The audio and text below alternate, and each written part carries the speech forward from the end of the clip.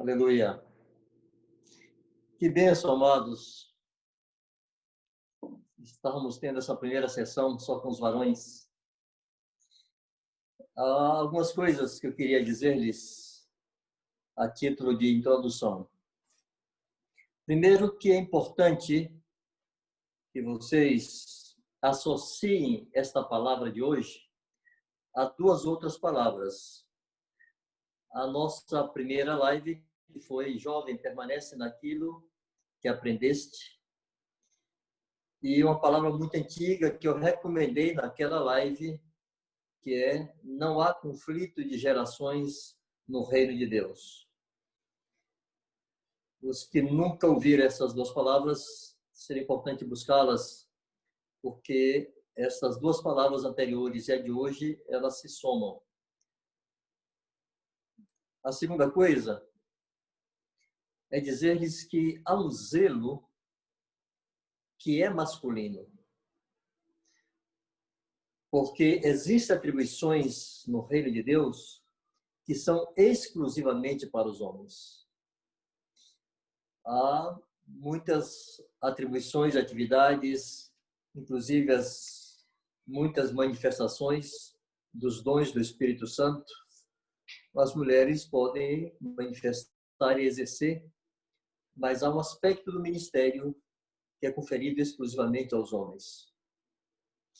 É necessário que os homens tomem consciência disto e não se esquivem dessa vocação varonil que Deus lhes confere. Há uma responsabilidade que pesa apenas sobre os varões. E se os homens não assumirem isto, estarão deslocando as mulheres de sua posição por causa da omissão masculina. Uma das intenções, irmãos, dessa conversa é poder cooperar não apenas hoje, aqui, né, ao compartilhar essa palavra, mas ao longo do caminho eu gostaria muito de estar acessível a vocês, com todas as dificuldades de comunicação e agenda que possamos ter, mas eu quero estar acessível a vocês, eu e os companheiros todos aqui. E a intenção é cooperar com Deus para, junto com vocês, construir caminhos para que toda uma geração de meninos e rapazes mais novos, adolescentes, possam crescer homens. E nós queremos tentar demonstrar que há uma diferença grande entre o que Carlos Cardoso chama de um ser masculino da raça humana e um homem, segundo Deus, segundo as Escrituras. Há muita gente, irmãos, muitos filhos hoje, filhos masculinos, filhos homens, que não têm culpa de estarem recebendo ou de terem recebido uma formação inadequada. Eles simplesmente são fruto de um ambiente onde foram criados e formados, onde muitas potencialidades varonis e masculinas foram travadas, foram freadas, não foram estimuladas. E alguns desses crescem sem saber se comportarem como um homem deve se comportar. É importante entender que a igreja é o lugar para essa formação. Todas as deficiências que trazemos do mundo em todas as áreas de nossa vida, é na igreja que Deus quer nos corrigir, nos conformar à imagem do varão perfeito que é Jesus. Eu queria que vocês tivessem aí 3 referências, vamos lê-las rapidamente. Romanos 12, versos 1 e 2. Rogo-vos, pois, irmãos, pelas misericórdias de Deus. Paulo está aqui suplicando, rogando pela misericórdia de Deus, que apresenteis os vossos corpos por sacrifício vivo, santo e agradável a Deus, que é o vosso culto racional. E não vos conformeis com este século. Ou seja, não tomem a forma deste século. Sejam diferentes desse século. Não se pareçam com este século. Não sejam confundidos com aqueles que vivem neste século. Mas transformai-vos pela renovação da vossa mente ou do vosso entendimento, para que experimenteis qual seja a boa, agradável e perfeita vontade de Deus. Para não tomarmos a forma do mundo, precisamos ser transformados pela renovação de nosso entendimento. É uma das coisas que eu friso bastante na primeira live, que eu frisei bastante, é que nós aprendamos a pensar como Deus pensa. E nos perguntarmos a respeito de qualquer situação da vida, o que Deus pensa sobre isso? Porque se não descobrirmos como Deus pensa e não aprendermos a pensar como Ele pensa, nós não seremos transformados. Nossa mente não será renovada. E nós vamos nos conformar a este mundo. Outra referência é 1 Pedro 1, 13 a 18.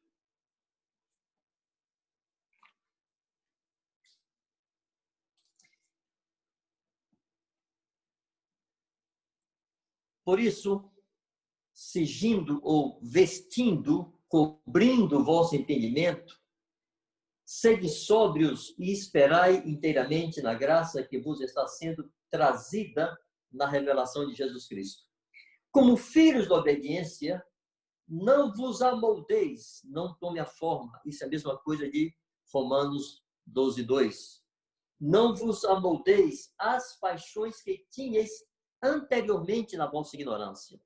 Já no tempo que vocês eram ignorantes, que vocês não conheciam a vontade de Deus, que vocês não sabiam o que Deus pensava sobre determinados assuntos, vocês se entregaram a algumas paixões. E agora o apóstolo está dizendo, não se amoldem a essas paixões. Percam a forma que elas tinham, que elas colocaram em vocês, se distanciem delas. Pelo contrário, segundo é santo, segundo é separado aquele que vos chamou, tornai-vos santos também vós mesmos em todo o vosso procedimento. Porque está escrito, sede santos, porque eu sou santo. Ora, se invocais como Pai aquele que, sem acepção de pessoas, julga segundo as obras de cada um, portai-vos com temor durante o tempo da vossa peregrinação. É uma peregrinação. Vivemos aqui como peregrinos. Não somos deste mundo, portanto, não podemos nos amoldar a ele.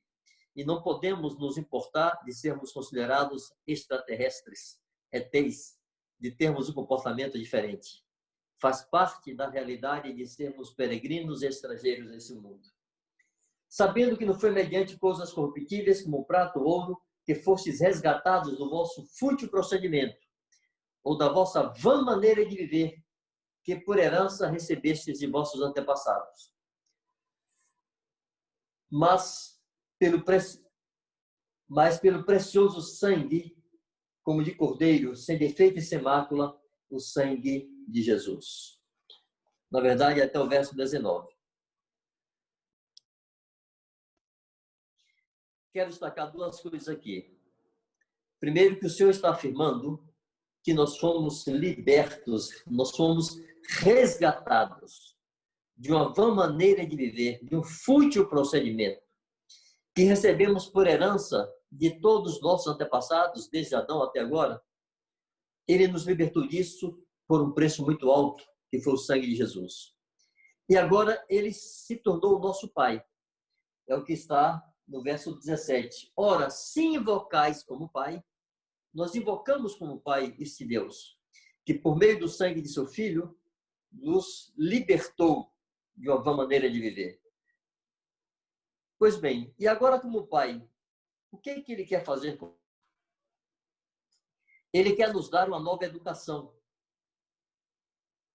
Todo pai quer educar seus filhos. Os filhos pequenos não sabem, mas os pais têm projetos para eles.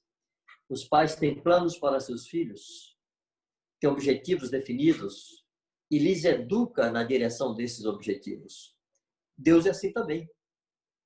Então, em Tito, capítulo 2, verso de 11 ao 14, diz assim: porquanto a graça de Deus se manifestou salvadora a todos os homens. Como se manifestou essa graça salvadora?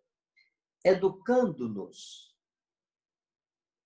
Deus quer nos educar, como filhos que somos.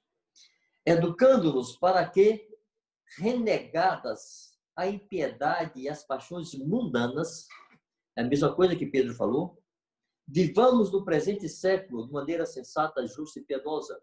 É o que Paulo fala em Romanos 12, 2. Viver de forma contrária a este mundo.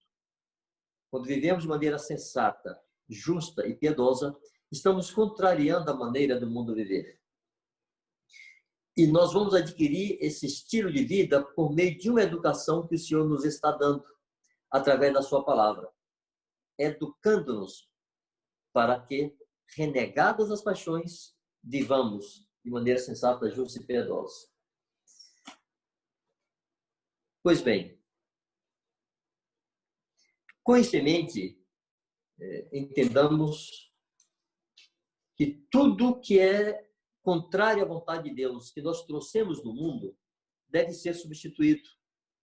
É muito importante que nenhum de nós, irmãos, fiquemos apegados a uma cultura familiar, a uma cultura regional, a uma cultura social. Não fiquemos apegados ao nosso próprio estilo. Frases do tipo, eu sou assim mesmo, devem ser proibitivas no reino de Deus. Porque a Bíblia está afirmando que Deus te livrou dessa maneira vã. E agora Ele quer te instruir, te ensinar, te educar para viver de forma diferente. Nessa perspectiva, irmãos, Deus quer nos educar, a cada um de nós como varões, a sermos homens segundo o pensamento de Deus. O padrão de um homem está nas Escrituras, não está em nenhum outro lugar. Eu gostaria que, enquanto fôssemos conversando, vocês fossem passando em revista seus valores. Vocês fossem levando em conta as coisas que vocês pensam sobre todos os assuntos, as coisas que vocês creem, as convicções que vocês têm, o comportamento que vocês têm diante das circunstâncias do mundo. E comparando isso com as Escrituras, comparando isso com a educação que Deus nos dá pelas Escrituras, e se perguntando assim, o quanto de meu comportamento eu recebi no reino de Deus, na casa de meu Pai, e o quanto do meu comportamento eu importei do mundo. Estou trazendo para a minha vida como filho de Deus. Pois bem, há uma passagem que nós vamos explorar bastante hoje. Está em 1 Reis 2, versos 1 e 2.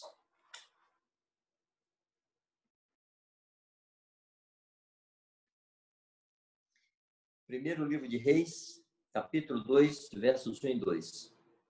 Aproximando-se os dias da morte de Davi, deu ele ordens a Salomão, seu filho, dizendo... Antes de lermos o verso 2, vamos explorar aqui um pouco o verso 1. Davi deu ordens a Salomão.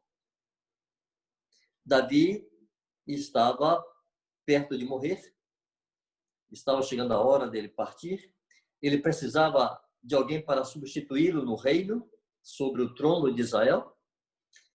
Ele tinha que eleger um de seus filhos, ele elegeu Salomão, que nem era o mais velho. E aqui ele está dando instruções a Salomão para que seja um rei de acordo com a vontade de Deus. E tem esse registro. Davi deu ordens a Salomão. Irmãos, nós vivemos um tempo em que os pais de hoje têm temor de dar ordens aos filhos. Os pais dão opiniões, os pais dão sugestões, os pais chegam até a dar conselhos, mas têm temor, têm medo de darem ordens a seus filhos. Davi está na contramão desse estilo de mente atual, dessa mentalidade atual.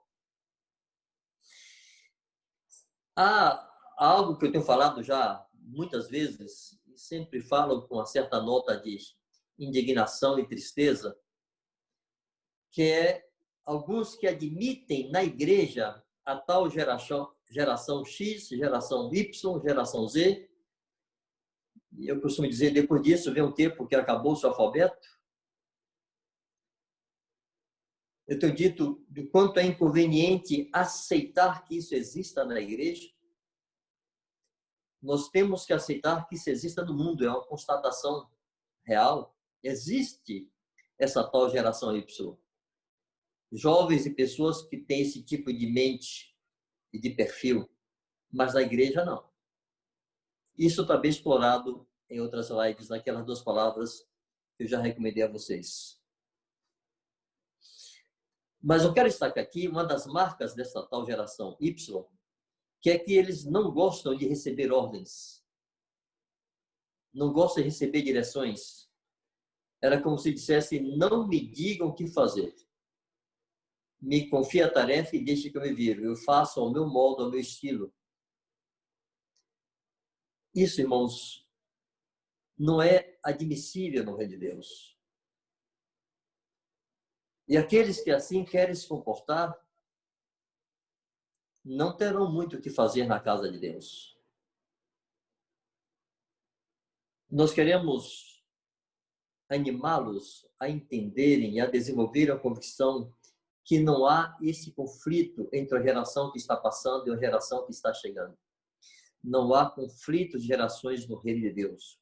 O que existe são conflitos de valores dentro de uma mesma geração. Na igreja não pode haver conflito entre a minha geração de homens de 60 anos e a geração de alguns de vocês, homens de 15, 20, 30 anos. Não há conflito entre nós. O que existe, irmãos, é um conflito entre os homens de 60 anos do reino de Deus e os homens de 60 anos do mundo. É um conflito de valores. Há um conflito, sim, entre vocês, homens de 30, 20, 15, 25 anos, 35 anos, e homens da idade de vocês no mundo. É um conflito de valores, de posicionamentos. As sementes desse estilo de vida, desse tipo de pensamento, foram lançadas há muito tempo atrás. Eu me lembro bem que no meu tempo quando minhas filhas eram bem pequenas, estava em pleno, assim, dando maior ibope, um grupo de rapazes chamado Os Menudos. Um grupo de molecotes se requebrando e dançando e cantando, entre outras coisas, esse refrãozinho. Não se reprima, não se reprima, não se reprima. Graças a Deus vocês não foram desse tempo. Mas o que aquela turma estava começando a dizer nos anos 80? Para a geração de crianças. Não me digam o que fazer e não deixem que digam a você o que fazer. Não se permita ser reprimido. Tome sua vida em suas mãos, faça o que você quer. Eu quero fazer o que eu quero. Essas sementes foram lançadas lá atrás e foi se desenvolvendo pouco a pouco. E hoje nós temos a tal geração Y que não se permite instruir e não se permite ter direção e não aceitam ordens. E os pais de hoje precisam perder o complexo de dominadores.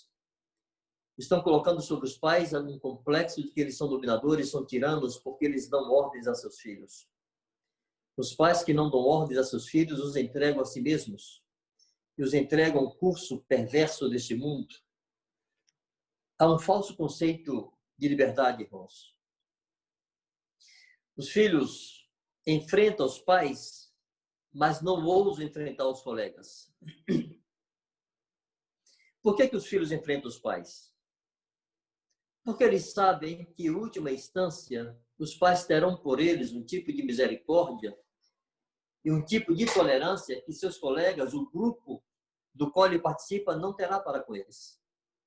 Ele sabe que o grupo não terá compaixão em excluí-los. Eles não querem ser o esquisito no grupo, então eles se amoldam ao grupo e não enfrentam o grupo.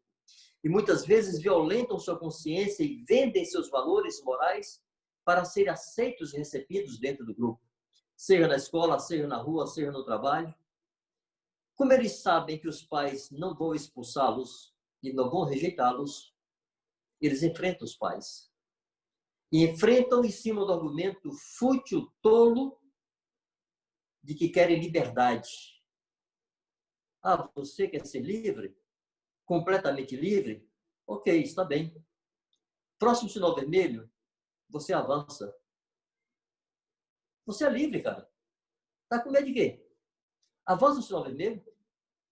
Na pista que recomenda 60, ande a 100. Na que recomenda 80, ande a 140. Você é livre. Não tem que sujeitar a lei nenhuma, a regra nenhuma. Bote para quebrar. Você é o cara. Porque alguns são tão ousados em casa com seus pais para desafiá-los, enfrentá-los e temem um sinal vermelho.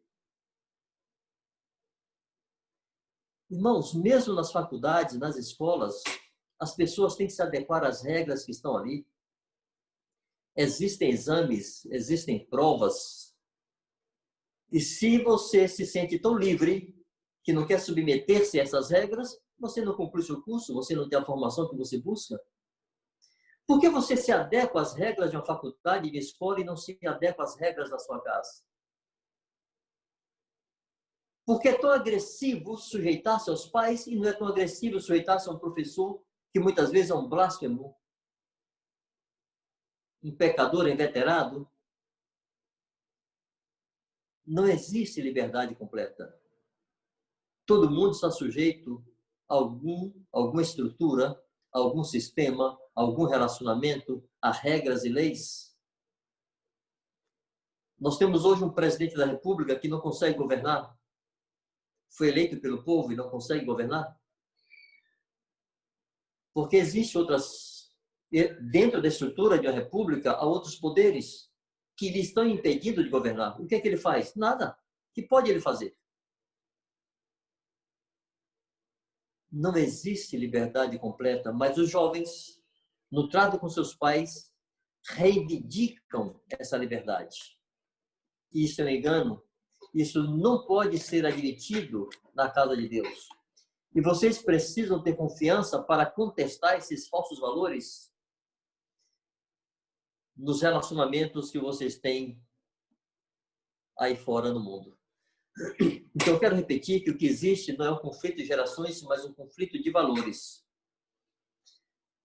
Quero dar 2 exemplos. Quando eu era muito menino, isso há exatos 50 anos atrás, eu tinha 10 anos de idade, estava na praça de minha cidade, lá no interior da Bahia, uma cidadezinha chamada Itororó, e um colega da minha idade disse: homem que não tem 2 mulheres não é homem.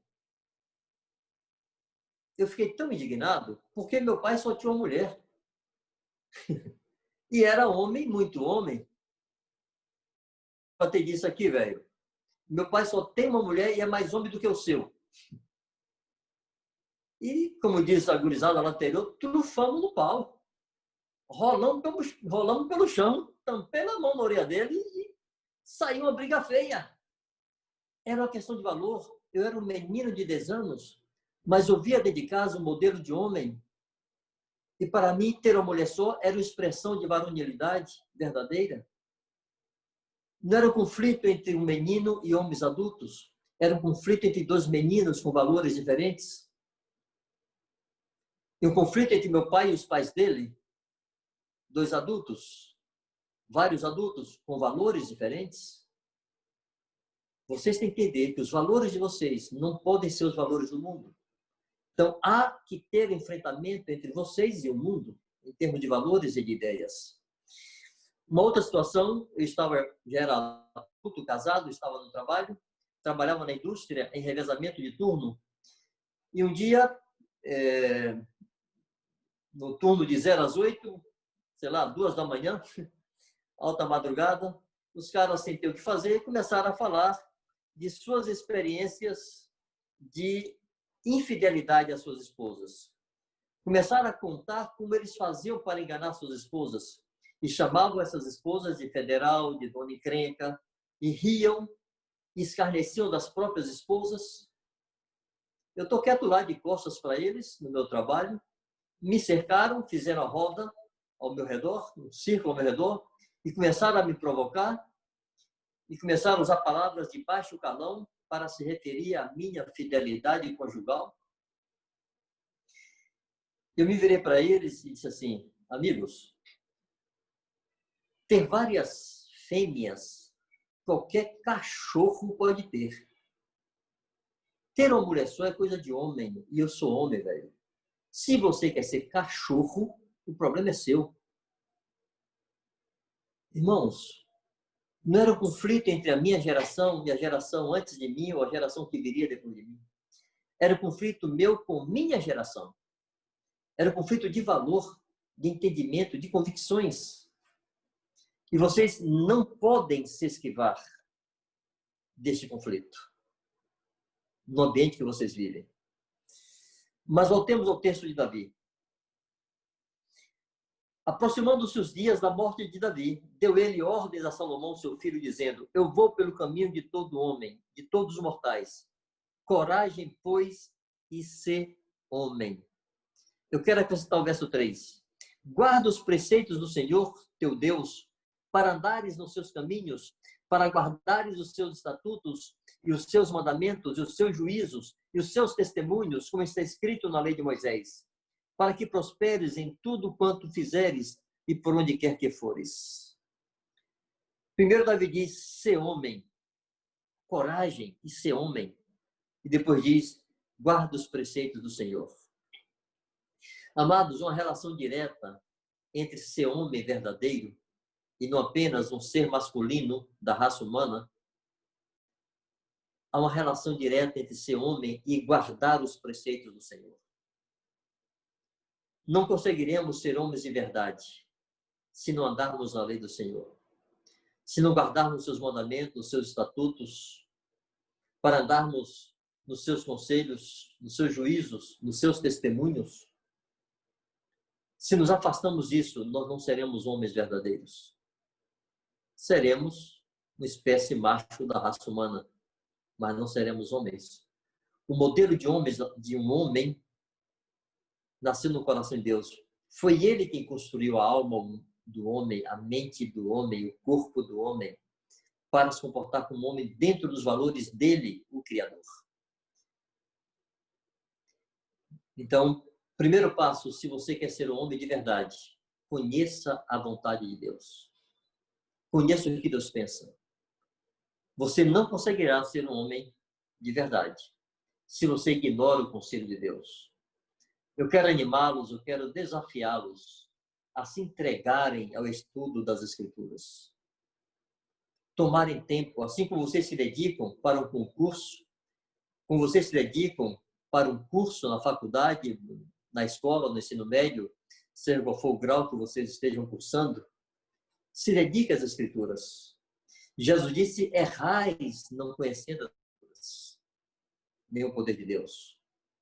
Queremos ser homens segundo Deus, precisamos conhecer o que Deus pensa sobre cada assunto e nos aplicarmos ao estudo das Escrituras, onde temos revelado a sua vontade e a sua palavra.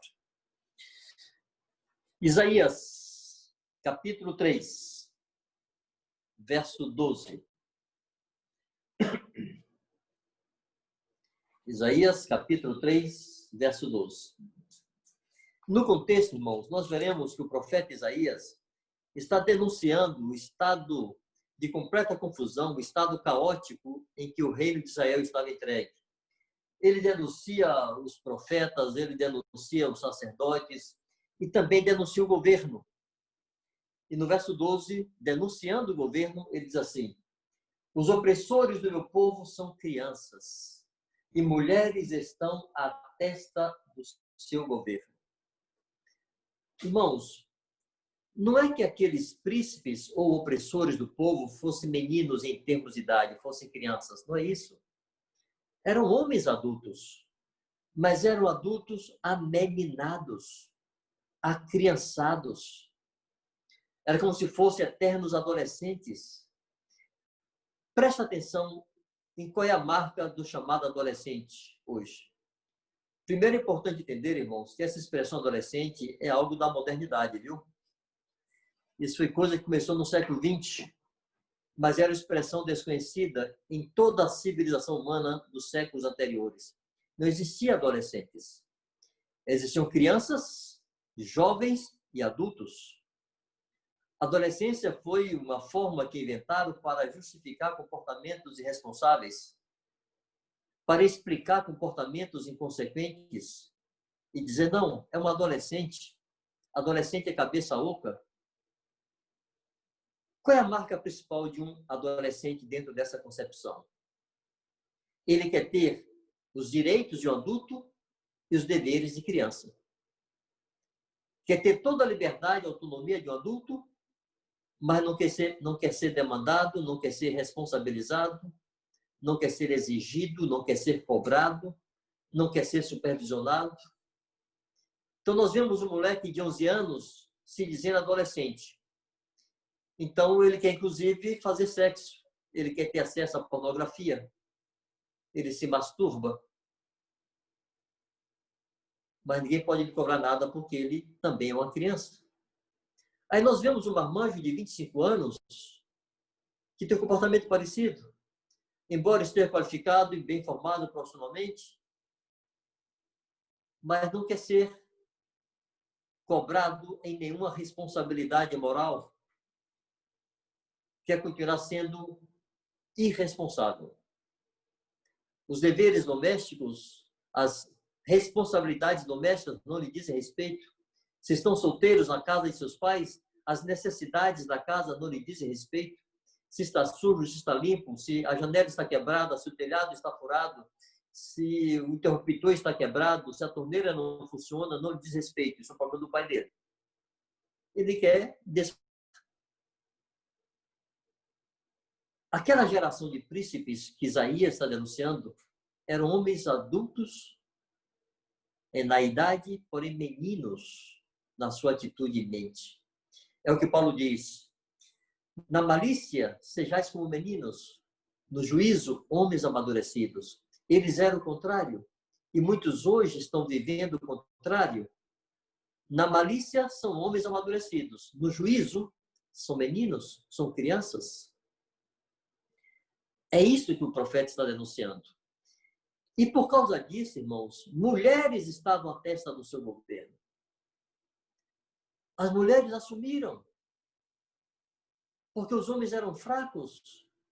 Porque os homens eram tontos. Porque os homens não transmitiam confiança, não tinham afirmação. Eu queria muito, irmãos, que vocês se exercitassem em serem pessoas afirmadas, sem serem debochadas, sem serem agressivas, sem serem petulantes, mas tivessem confiança. É muito comum no meio da igreja ver meninas mais afirmadas do que os rapazes. Uma moça vai falar no encontro geral da igreja, por exemplo, e fala com muita desenvoltura. O rapaz vai falar, ele não sabe para onde olha, ele não sabe onde bota a mão, ele não sabe onde bota a cabeça, fica todo esquisito. Tem que ser o contrário. O varão precisaria estar afirmado, confiante, porque é homem. Mas nossos rapazes não estão sendo exercitados a ter essa afirmação sadia. E as mulheres terminam assumindo o governo. Na verdade, há uma crise de masculinidade, uma crise de varonilidade no mundo hoje.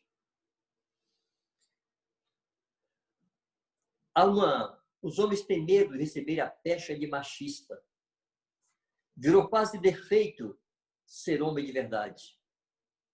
Para ser aceito nos conceitos atuais, o homem tem que ser doce, o homem tem que ser quase efeminado, tem que ser macio, porque senão ele é machista. Fugindo do machismo, os homens estão perdendo a macheza, estão perdendo a expressão de macho. Pouco mais de um ano atrás, eu li uma reportagem, vi um vídeo de uma alemã, não sei se ela é jornalista, o que ela é, denunciando o estado caótico e triste que ela estava testemunhando na Alemanha. Com toda aquela loucura provocada no Oriente pelo Estado Islâmico, houve todo um êxodo de árabes e muçulmanos para a Europa. E muitos deles, milhares deles, foram aceitos na Alemanha, recebidos lá. E aumentou enormemente o número de estupro na Alemanha. Os árabes estavam estuprando as mulheres alemãs. E essa moça denunciava dizendo o seguinte: os homens alemães se feminilizaram,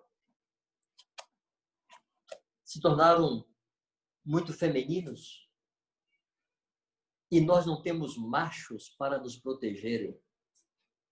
Os homens alemães saíram à rua protestando contra essa onda de agressão sexual dos árabes, vestidos de mulher com florzinha na mão, botaram saia e sutiã para protestar.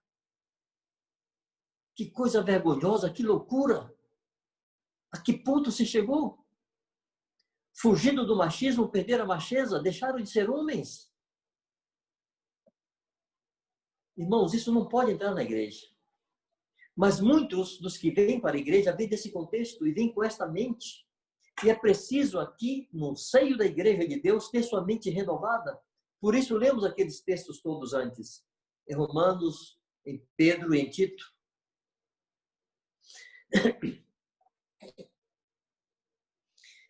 Um homem, irmãos, precisa não ter medo de perigos, não ter medo de desafios, não ter medo de tensões. E para ele perder o medo dessas situações, ele precisa ser exposto a isso. Os homens de hoje se abatem com muita facilidade, se sentem vítimas muito facilmente, têm compaixão de si mesmos. Se sofre um bullying na escola, chega em casa desesperado, chorando, procurando o colo da mamãe. Isso se perdeu. Os meninos são poupados de manifestarem sua macheza, são tolhidos, se tornam tímidos, acovardados. Perderam a expressão de varonilidade. Quando eu falo, irmãos, da crise de varonilidade, da crise de masculinidade, não me refiro apenas a essa praga do homossexualismo que está agraçando o mundo.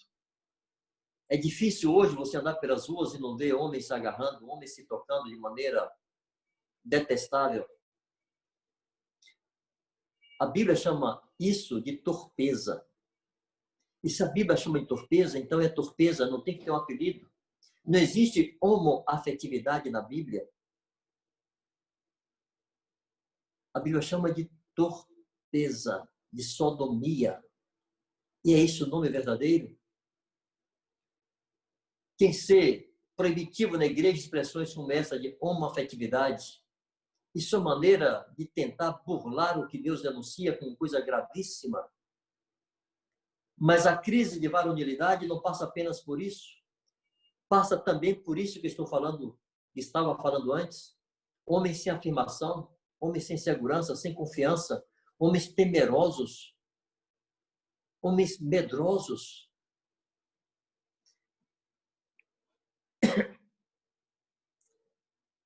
Irmãos, homem é lasca de barro, pedaço de chão. Foi feito do chão, do barro. Tem que aguentar sol e chuva sem achar ruim. O homem precisa aprender a endurecer, a aguentar tempo ruim, a suportar tempestades, a suportar oposições. O homem não pode ter pena de si mesmo. Você se lembra do que Jesus disse para Pedro, quando ele disse para Jesus: Senhor, tem compaixão de ti? Ele diz: para trás de mim, Satanás. Um homem não pode ter pena de si mesmo. O homem tem que aceitar o desafio. O sangue vai dar na canela, ele vai tremer da cabeça aos pés, mas ele vai enfrentar. São valores que se estão perdendo, irmãos. Nossos meninos não estão sendo treinados para isso. É competência de vocês influenciar os meninos na igreja. Ajudá-los a entenderem que precisam ser homens diante de uma geração completamente feminilizada. E homens não apenas nessa expressão de abominar e se distanciar do homossexualismo, mas homens em sua maturidade, em sua coragem, em seu posicionamento, homem que não foge de desafios, que não se esquiva de tensões, que não se abate diante das dificuldades, que não esconde sua cabeça na terra porque as coisas são difíceis. Irmãos, é muito importante entender que ser gentil e cortês, ser cavalheiro, é diferente de ser doce e ser feminino.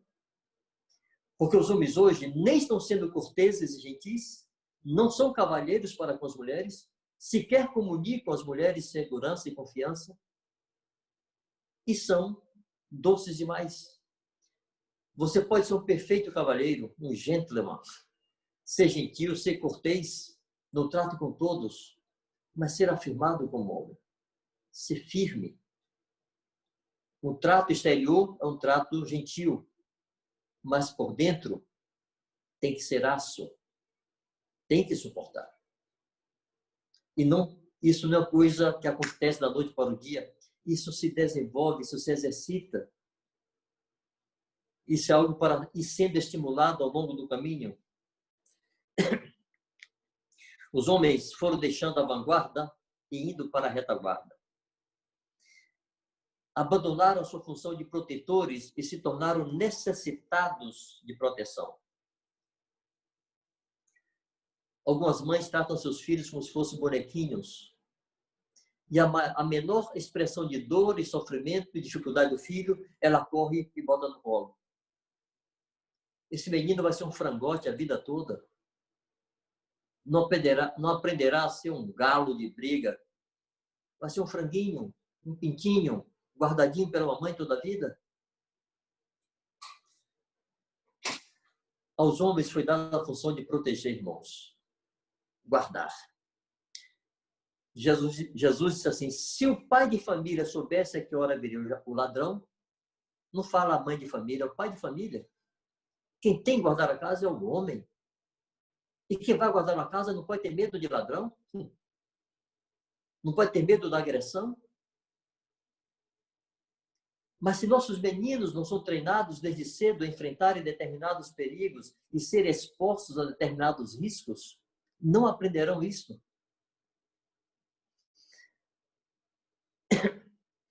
Eu queria contar aqui uma história que envolve meu pai. Eu já tenho contado isso muitas vezes. Alguns de vocês talvez já tenham ouvido. Meu pai foi delegado de polícia há muitos anos no interior da Bahia. No tempo que o delegado era lei, era um tempo de jagunço, de pistoleiro, de coronéis poderosos, coronéis não militares, mas coronéis porque eram fazendeiros, pessoas ricas. E o delegado tinha que pôr a lei no cacetete da bala. Meu pai costumava dizer assim, para os civilizados e sábios, a fala. Para os insensatos, a vara. E para as feras, bala. Era homem da lei, em uma terra de muita violência, e a lei tinha sido imposta na força. E nessa atitude ele fez muitos inimigos poderosos, políticos, deputados, fazendeiros ricos, e muitas vezes foi ameaçado de morte, muitas vezes sofreu emboscada. Pessoas que emboscaram se converteram depois e deram testemunho disso. Meu pai era um cristão verdadeiro. Mas houve uma situação em que ele soube que estava armando uma emboscada para ele, que tinha sido contratado um pistoleiro para matá-lo. Eu sou o 10º filho de 15 filhos que meu pai teve. Ele ficou viúvo, com 8 filhos, casou-se de novo e teve mais 7. Eu sou o 2º filho do 2º casamento e o 10º de todos os filhos. Eu era um bebê recém-nascido. Meu pai tinha 10 filhos, estava casado com minha mãe há apenas 3 anos. E estava ameaçado de morte. O único soldado que havia na cidade, quando soube que o tal pistoleiro estava por lá, sumiu no mundo, desapareceu. Bom, meu pai, de alguma forma, conseguiu surpreender o sujeito e o prendeu e resolveu a situação. Aí o soldado aparece e pergunta para ele assim: tenente, o senhor não tem medo, não? Ele disse: eu tenho medo, sim. E por que o senhor ficou? Ele disse: eu tenho vergonha também. Irmãos, um homem tem vergonha de fugir. Ele tem medo, mas ele enfrenta, porque junto com o medo ele tem vergonha. Isso é uma coisa que escapou dos homens de hoje. Vergonha na cara, vergonha de dar as costas ao seu inimigo, vergonha de sair fugindo com medo, desesperado, vergonha de buscar sua própria proteção e abandonar quem precisa ser protegido. Aquele homem tinha 1000 motivos para sumir. Ele tinha 10 filhos e uma jovem esposa, casada há 3 anos, sua segunda esposa. Deixaria uma viúva com 10 filhos, onde apenas 2 seriam filhos dela e outros 8 eram enteados. Mas ele era delegado, ele era lei. Como ele ia fugir? Nós precisamos entender e crer que Deus respalda atitudes assim. Deus se põe ao lado de um homem que, por ser homem, encara seus desafios. Essa confiança de que Deus respalda o justo precisa ser devolvida ao coração dos homens. Heroísmo, irmãos, é algo que tem que ser resgatado na mente de todo homem. Todo homem, todo macho da raça humana é inerente ao nosso coração de varão, irmãos, a inclinação para o heroísmo. O heroísmo no sentido sadio e no sentido literal da palavra, aquela capacidade de estar disposto a correr risco para proteger outro, a sofrer danos, sofrer prejuízos para guardar outros, de se expor para fazer o bem. Isso é herói. E todo homem é um herói potencial. Mas isso se perdeu, sabe por quê? Os homens de hoje querem se dar bem, eles não querem correr riscos, eles não querem sofrer danos, eles não querem perder nada, eles querem se dar bem. E já não há heróis entre os homens, pessoas capazes de terem atos de nobreza.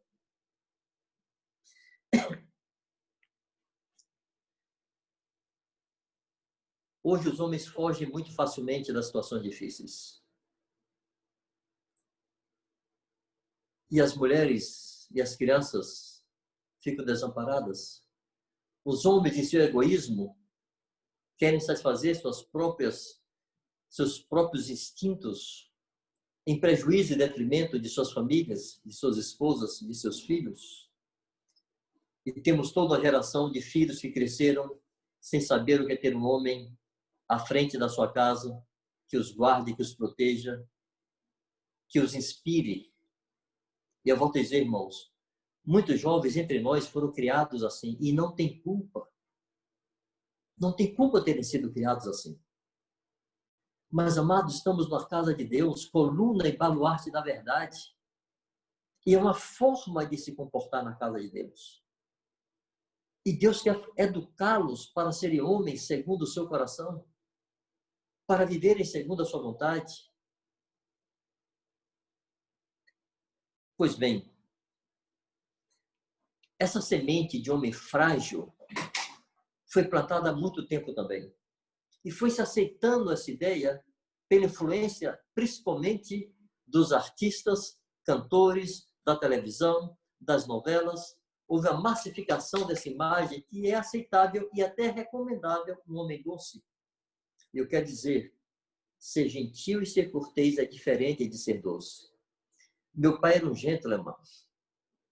Ele dizia assim, uma mulher, seja uma dama, seja uma prostituta, deve ser tratada com cortesia. É uma mulher. Eu já vi meu pai dar uma surra de um sujeito porque ele foi ao prostíbulo, usou a mulher, não pagou e bateu na mulher. Ele trouxe esse sujeito para a cadeia e deu-lhe uma surra, dizendo assim: você vai ver como é ruim apanhar e ficar apanhando. Foi isso que aquela moça sofreu. Você ficou batendo nela, ela ficou apanhando. Você aqui vai apanhar.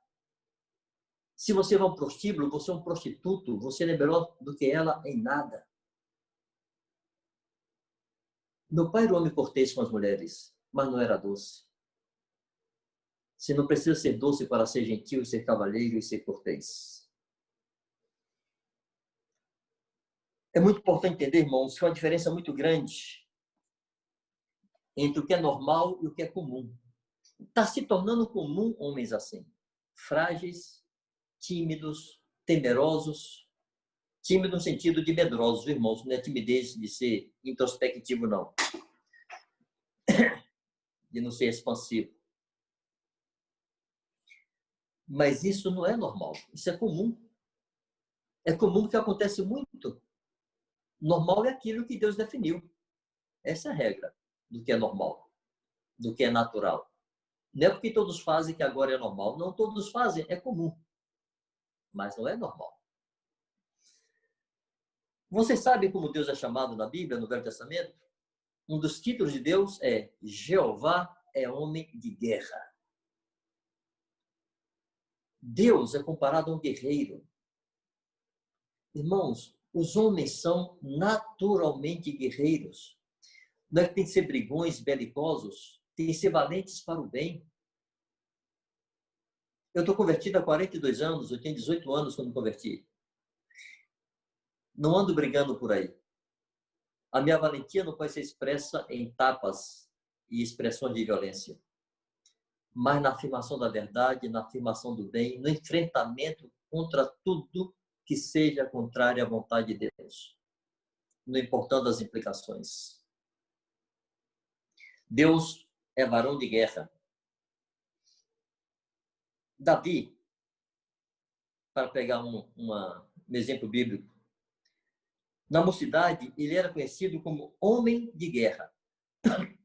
Quando Saul estava endemoniado, vocês podem ver isso lá no primeiro livro de Samuel, e disseram para ele: Saul, rei, existe um homem. Irmãos, Davi não tinha 18 anos. Ele era tão jovem que não foi convocado para a guerra. Seria, no conceito de hoje, um adolescente. Teria idade de um adolescente, mas foi chamado de homem. Há um homem, filho de Jessé, de boa aparência. Davi era um cara bonito. Toca bem. Davi era um cantor. Tocava, era um artista. Homem sisudo de palavras e homem de guerra. Irmãos, um artista não tem que ser doce porque é artista. Davi era músico, Davi era artista, mas era sisudo de palavras e era homem de guerra. Era um guri de 17 anos, 16, era chamado de homem de guerra por sua atitude. Quando ele enfrentou Golias, ele não tinha 18 anos, porque ele não foi convocado para o exército, mas partiu para cima do gigante. Era um homem acostumado a enfrentamentos. Jesus é chamado o leão da tribo de Davi. Em Provérbios 28, verso 1, diz que o justo é intrépido como o leão. Em Provérbios 30, verso 30, diz que o leão é o mais forte dos animais que por nada torna atrás. Este é Jesus, intrépido como o leão e por nada torna atrás. É nossa referência de varão. Desenvolver a capacidade de enfrentamentos. Irmãos, homens precisam ser expostos a dores, a riscos, algum nível de perigo para se fortalecerem e desenvolverem confiança e uma saudável autoafirmação. É importante entender que há uma diferença entre autoafirmação e desaforo.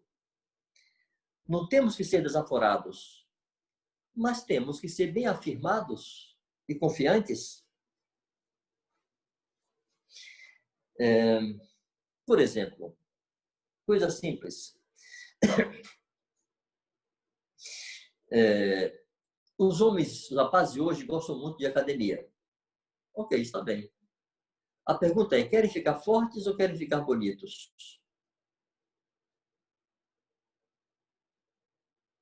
Quando, por exemplo, um jovem é convidado para ajudar a, como diz aqui na Bahia, não sei a expressão que é usada em outros lugares, bater uma laje. Eles não querem ir. Não querem rolar cimento. Não querem preparar uma massa de cimento, concreto. Não querem dar duro, literalmente, para socorrer o irmão. Mas ele quer ir para a academia, ficar diante do espelho, olhando seus músculos. Não teria nenhum problema. Podem ir para a academia, desde que não fujam quando houver necessidade de servir e fazer um trabalho duro, roçar o quintal de alguém, a roça de alguém está precisando de ajuda lá, para os que moram no interior, algum trabalho duro que alguém precise, fazer a mudança para uma irmã, para uma família, se apresentar, se oferecer para pequenos serviços, mas terem seus músculos verdadeiramente exercitados em serviço e não apenas com aparelhos de academia. Vamos pegar alguns exemplos bíblicos, falando disso, de afirmação. Os exemplos, às vezes, falam mais forte do que uma descrição. Jesus tinha 12 anos, quando seus pais estiveram em Jerusalém. Seus pais, vírgula, Maria, sua mãe, e José, marido de Maria, mas a Bíblia a deixou aos seus pais. Estiveram em Jerusalém para a festa, depois saíram e andaram o caminho de 3 dias, quando se deram conta que Jesus não estava com eles. Como eram famílias muito próximas, e amigos e parentes, estavam ali misturados, não se deram conta. Depois de 3 dias, perguntaram, cadê Jesus? Não está aqui. Voltaram para Jerusalém para procurá-lo. Vocês imaginam um menino de 12 anos, 3 dias sem os pais, em uma cidade grande? Sabe-se lá o que ele comeu, sabe-se lá onde ele dormiu. Ele estava no templo discutindo com os doutores. Ok, é Jesus, mas não é uma boa referência para nós? É excelência. Por que não podemos estimular nossos meninos a serem assim? Não terem temores exagerados aos 12 anos? Serem capazes de se expressar com qualidade, com clareza, expor suas ideias? Se virar para encontrar o que comer se por ali não tiver? Não serem reféns das circunstâncias? Jesus não era desaforado, mas ele era afirmado. Ele foi respeitoso com seus pais, se submeteu a eles, foi respeitoso com João Batista, foi respeitoso com Pilatos, com Herodes, com Sinédrio, mas era afirmado, não era temeroso.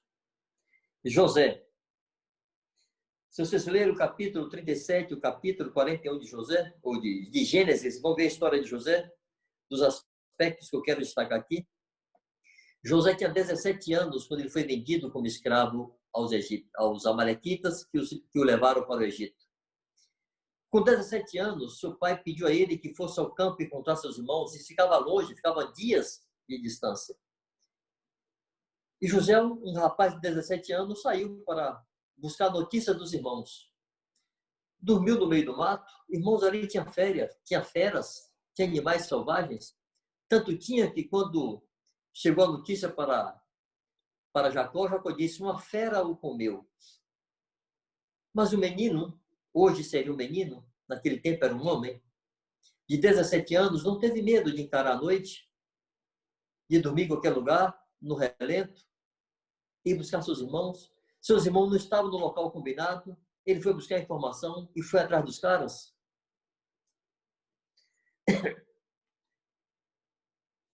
E depois foi vendido como escravo pelos próprios irmãos a uma terra estranha. E lá se comportou como um homem de verdade.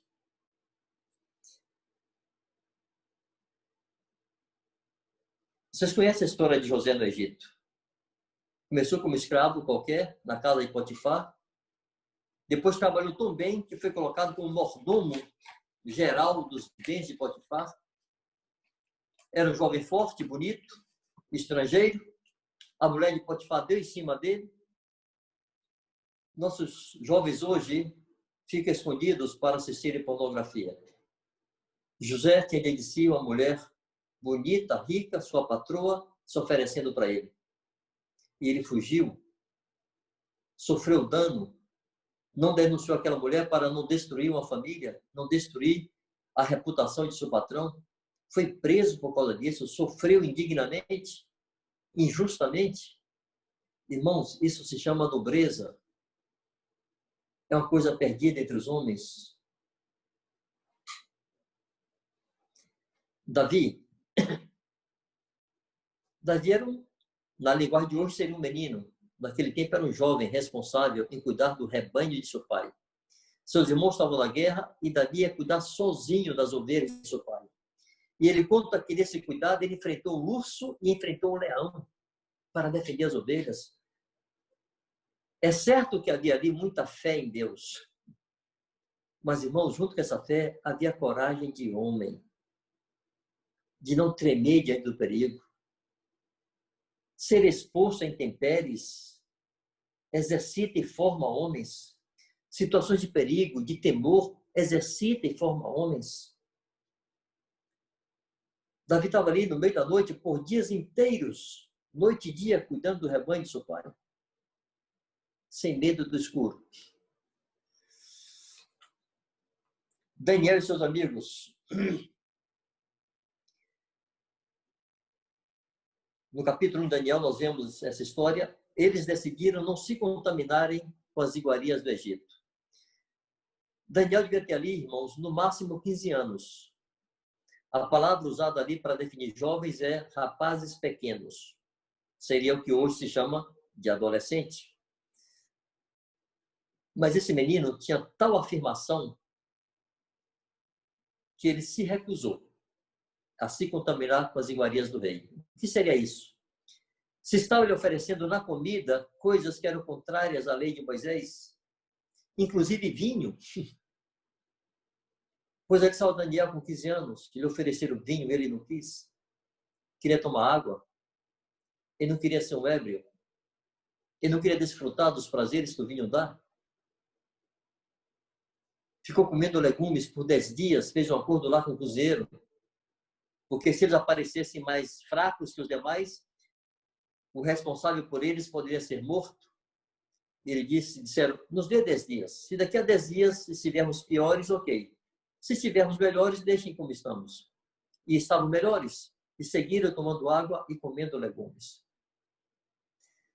Irmãos, os pais de Daniel não estavam ali. Os mestres de Daniel não estavam ali. Ele e seus 3 amigos eram guiados por sua consciência. Aqueles rapazes, aqueles jovens, que hoje seriam chamados de adolescentes, eram guiados por uma consciência, eles tinham convicção que aquelas coisas eram contrárias à lei de Moisés e eles não queriam se contaminar e eles não comeram. Se expuseram a risco, estavam de uma terra estranha, levados cativos como escravos, mas guardaram sua consciência. Enfrentaram, não se atemorizaram. Agora, o que vai fazer diante de uma ameaça dessa? A nossa turma que anda aí usando trajes de pagodeiro e tendo como referência um bando de depravado? Quais são as referências que formam a consciência de nossos jovens? Quais são os valores que eles têm em sua mente? Pois bem, os 3 amigos de Daniel diante da estátua. Eu preciso repetir essa figura, esse exemplo, que para mim é muito rico. Quando lemos no capítulo 3 de Daniel, pode ver?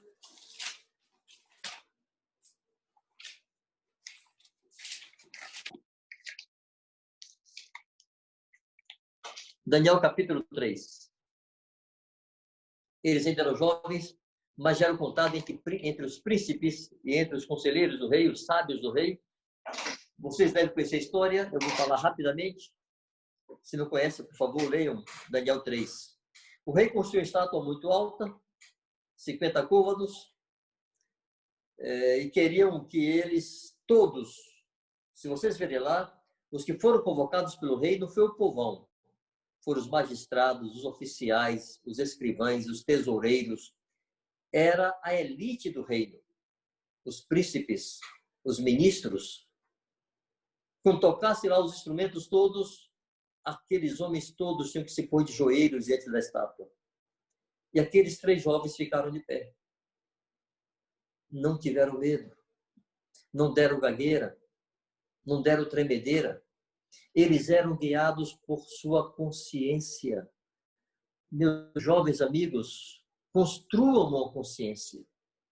Tenham dentro de vocês valores que orientem o comportamento de vocês. Valores que orientem a decisão de vocês. Vocês não podem ser orientados pelas circunstâncias, se são favoráveis ou são desfavoráveis, se é seguro ou não é seguro. Não pode ser isso que orienta vocês. Vocês têm que ser orientados por uma consciência. Aqueles jovens tinham uma consciência diante de Deus que não poderiam se dobrar diante daquela estátua. E o rei apelou para a ameaça máxima. Serão lançados na fornalha de fogo. E eles disseram, fica sabendo, tu, rei, que se o nosso Deus quiser, ele pode nos livrar de tuas mãos da fornalha de fogo. Se ele não quiser, pereceremos. Nem sequer tinham certeza que Deus iria livrá-los. Eles cogitavam que poderiam ser mortos, queimados, mas não se dobrariam. Não iam rejeitar sua consciência. É necessário que formemos, irmãos, uma consciência desde a nossa juventude. Temos valores que orientem nosso comportamento. Irmãos, não precisamos ir tão longe. Voltem 4 anos atrás na nossa história, ao tempo do Estado Islâmico barbarizando lá do Oriente Médio. Vocês devem ter visto fotos, vídeos. Na época, choveu vídeos e reportagens na internet sobre isso. Homens sendo crucificados de maneiras grotescas, queimados vivos, enterrados vivos.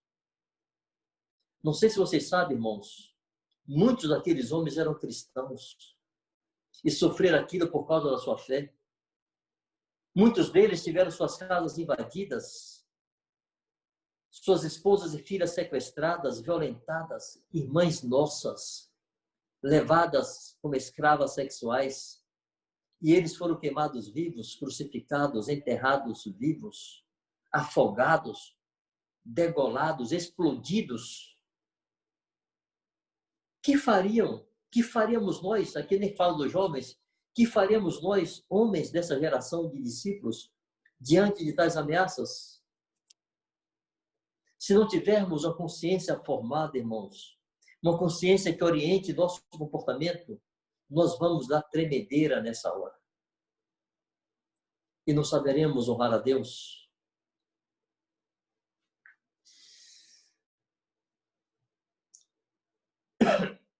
Você sabe qual é a grande diferença entre o Daniel de 15 anos, que se recusou a se contaminar com as iguarias do rei, e o Daniel de quase 80 anos, se não isso, né? Daniel devia ter cerca de 80 anos, seguramente mais de 70, quando ele foi ameaçado de ser lançado na cova dos leões. Diferença nenhuma. Daniel não ficou santo e ficou corajoso depois que ficou velho. Não. Se um homem não se converte a Deus, se um homem não desenvolve dentro de si os valores de Deus, quanto mais velho ele fica, pior ele fica. A velhice não concede nobreza. A velhice aperfeiçoa tudo que você já tem. Se você é um jovem mau, você será um velho terrível. Se você é um jovem bom, você será um velho bendito. O que moveu Daniel, com 80 anos, a não abandonar sua oração, mesmo ameaçado de ser jogado na cova dos leões, foram os mesmos valores que levaram Daniel, de 15 anos, a não se sujeitar aos caprichos e exigências do rei e não se contaminar com as iguarias de Babilônia. Os valores nossos, os valores de vocês, precisam ser formados agora. As convicções de vocês precisam ser desenvolvidas agora. Isaías, capítulo 32, verso 8.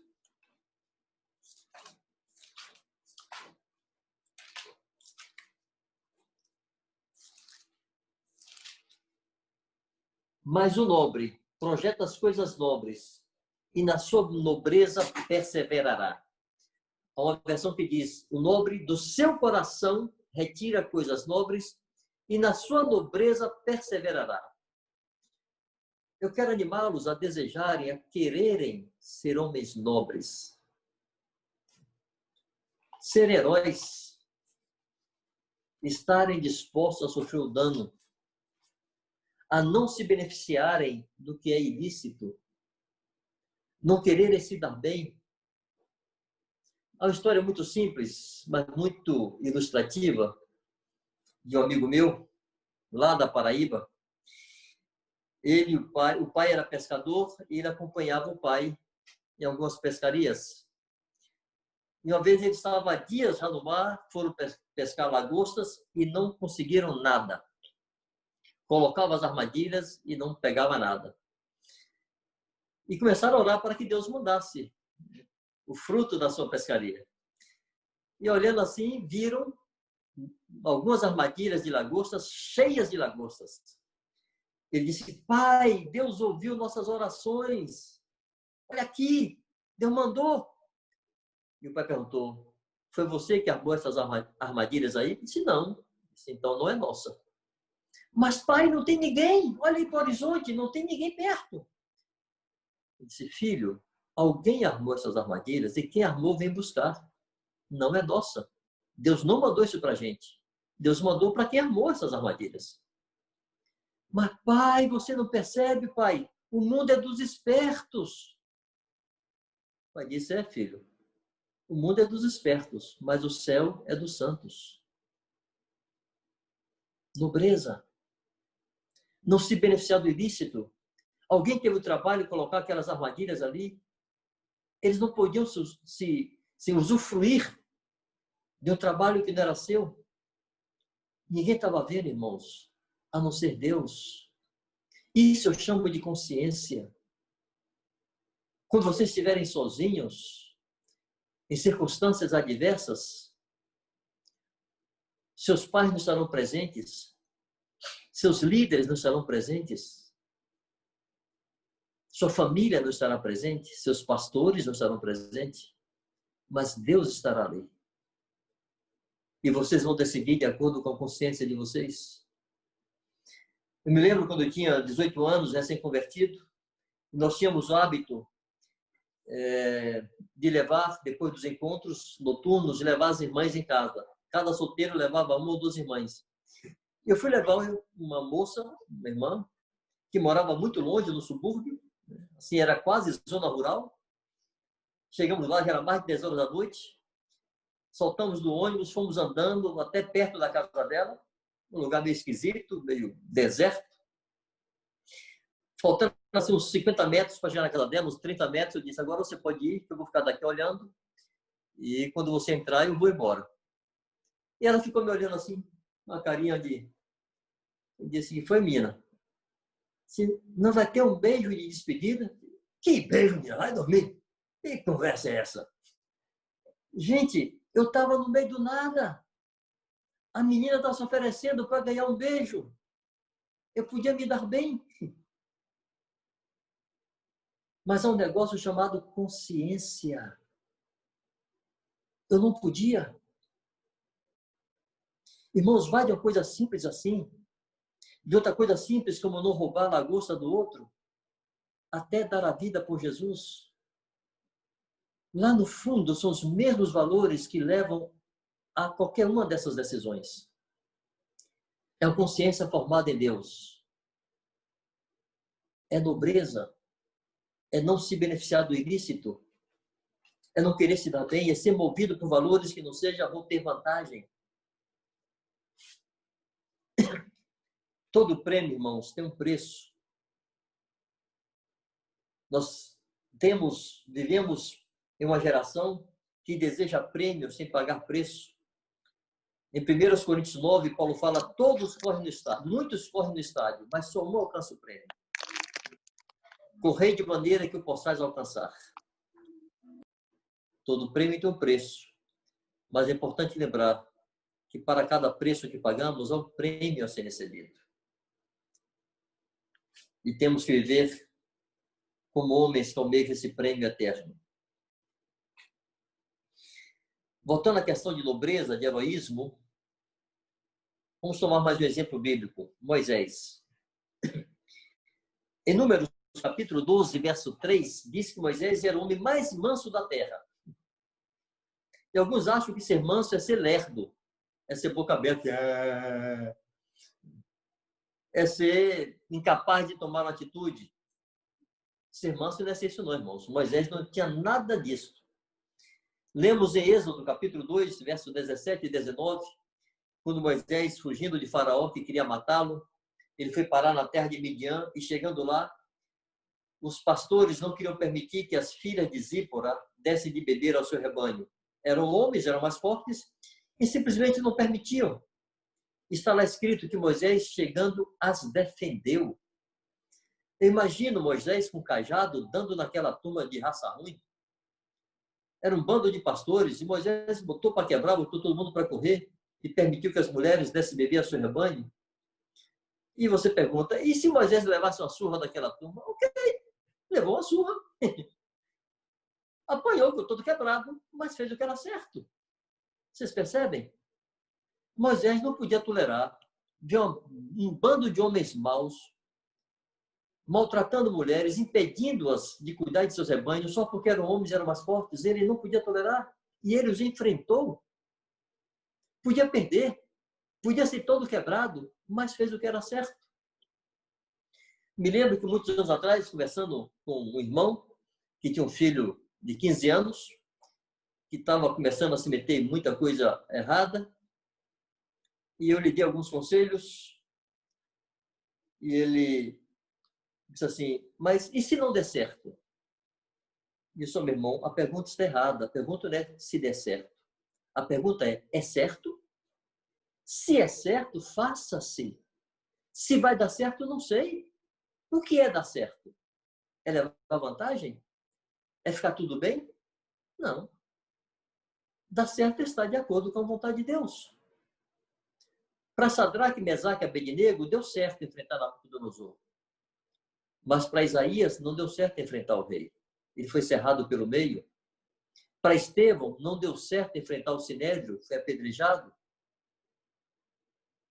Para João Batista, não deu certo enfrentar Herodes, foi degolado. O que é dar certo?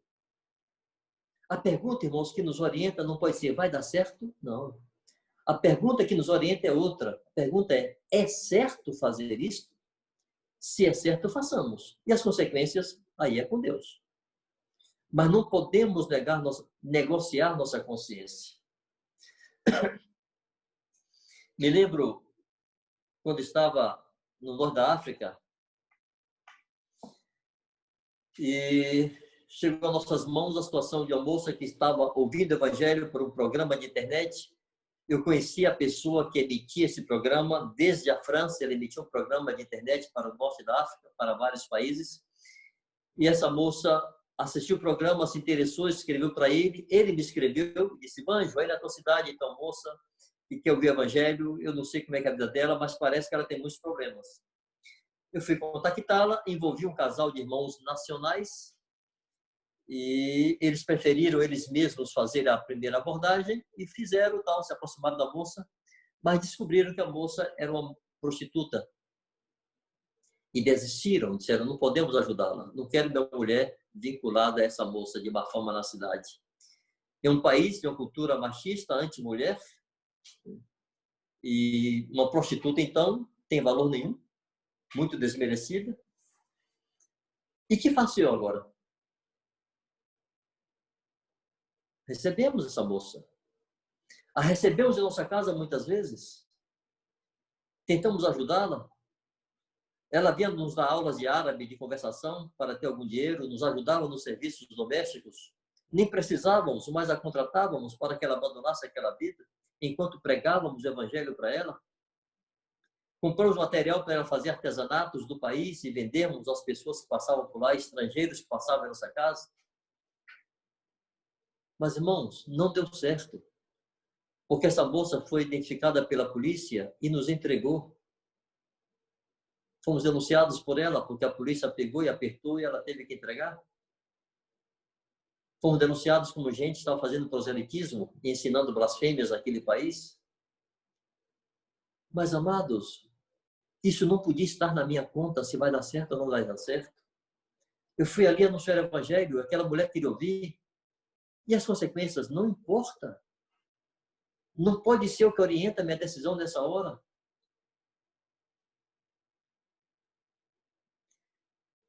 Quando fui detido, e o comissário me interrogava, ele me disse, eu estou aqui no meu estado, ele era o comissário geral do estado lá, daquela província, mais de 500 estrangeiros, são todos cristãos, e nunca tive problema com ninguém, só tenho problema com você. Está escrito na sua testa que você é cristão? Eu disse, olha, não está escrito na minha testa. Mas eu sou abordado pelos seus compatriotas aqui. As pessoas desse lugar são curiosas, encontram o estrangeiro, elas querem falar do islamismo, então do testemunho da minha fé. Ele disse, as pessoas não vão lhe falar sobre o islamismo. Você é brasileiro, vão falar de futebol, Pelé, Ronaldinho, de café, de samba, de carnaval. Eu disse, falam de tudo isso. Mas depois falam de islamismo também. Disse, mas você tem que ficar calado. Disse o comissário, imagine se o senhor, lá no Brasil, por exemplo, e os brasileiros tentando convencê-lo a ser um cristão, o que o senhor faria? Eu iria defender minha fé. Disse, pois é, eu faço o mesmo. Eu não posso deixar de falar do que tenho visto e ouvido. Irmãos, eu estava em um país onde o evangelho é crime. Eu fui expulso, acusado de 2 crimes. De fazer proselitismo e dar suporte à igreja clandestina. Eu podia ficar detido. Minha esposa estava lá, tinha 2 filhos lá, uma moça e um rapaz de 15 anos. Me foi pedido que desse os nomes de todos os cristãos daquele país que eu conhecia. Eu não podia fazer isso. E quais as consequências? Eu não sei, eu podia ser preso, podia levar uma baita de uma surra ali dentro, quem ia ver? Mas eu não posso ser orientado pelas consequências. Um homem tem que ser orientado por valores, por sua consciência. Fazer o que é certo e não o que vai dar certo.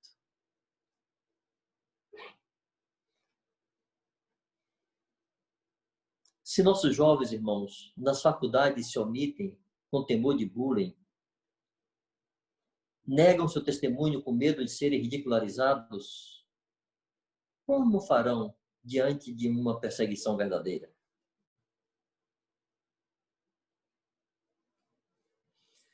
O homem precisa desenvolver cara de pedra. Em Isaías 50, verso 7, falando de Jesus, uma palavra profética a respeito de Jesus, ele diz que o meu Deus fez o meu rosto como um seixo. Vocês sabem o que é seixo? Seixo é pedra. Essas pedrinhas redondas que ficam aí nos rios, nos leitos dos rios, de alguns rios, aquilo é seixo. É uma pedra muito dura. Jesus precisou colocar cara dura, cara de pedra para encarar o vexame. E nós precisamos fazer o mesmo. Diante de situações de resistência, de opressão, de ridicularização, temos que botar cara de seixo, cara dura e encarar e enfrentar pela graça de Deus.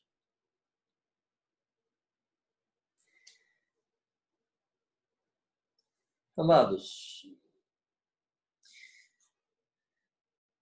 se não desenvolvemos esses valores, essas virtudes, não conseguiremos, vocês não conseguirão ter indignação contra o pecado no mundo. E vocês não conseguirão ter compaixão dos pecadores.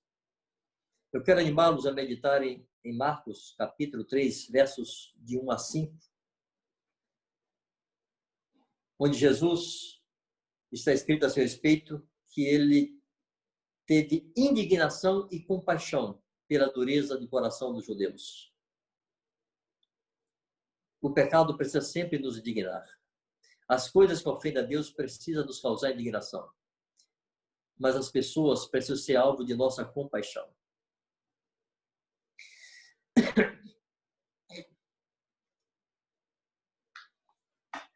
Pois bem, amados, desenvolver esses valores no menino, exercitar o menino nessas direções e aos jovens, não garante necessariamente que eles serão grandes discípulos ou um homem perfeito. A pessoa fica adulta e decide o que vai fazer. Mas, sem dúvida nenhuma, ser formado em cima de valores corretos minimiza muito a possibilidade e o risco desse menino vir a tornar-se um homem imaturo, um homem fraco, um homem preguiçoso, um homem frouxo. É muito importante que os mais novos que me ouvem aí, os mais jovenzinhos, e que os mais velhos ajudem a estes, os jovens mais maduros, já adultos, a entender a diferença entre dependência como um princípio que orienta nosso comportamento e uma dependência emocional da proteção de alguém. O homem precisa muito cedo perder a dependência emocional de seus pais ou de qualquer outra pessoa. Precisa estar apto para enfrentar situações adversas sem dar tremedeira. Ele vai ter que enfrentar para ser exercitado. Ainda que mantenha uma atitude de docilidade e sujeição e dependência dos mais velhos, das autoridades, das instituições, mas é uma dependência consciente, por entender que depender, submeter-se, obedecer ao valor que Deus valoriza, que é importante para Deus, mas não é uma dependência emocional, que se o papai sair de perto, ele vai dar tremedeira. Se o seu protetor sair de perto, ele não sabe o que fazer. Um homem não pode precisar da presença de ninguém para se comportar como não tem que se comportar. Se lembre de Davi sozinho lá no meio do nada, cuidando do rebanho do seu pai. Se lembre de José indo a seus irmãos para buscar informação, andando sozinho pelo meio do mato. Lembre de José na casa de Potifar. Não tinha proteção de ninguém. Mas ele tinha que se afirmar em cima dos seus valores. Lembre de Daniel e seus amigos. Lembre de Jesus, com 12 anos. Jesus era submisso a José e Maria, mas Jesus não era dependente emocionalmente da presença deles. Não sei se eu consigo comunicar a diferença entre uma coisa e outra. Pois bem, amados.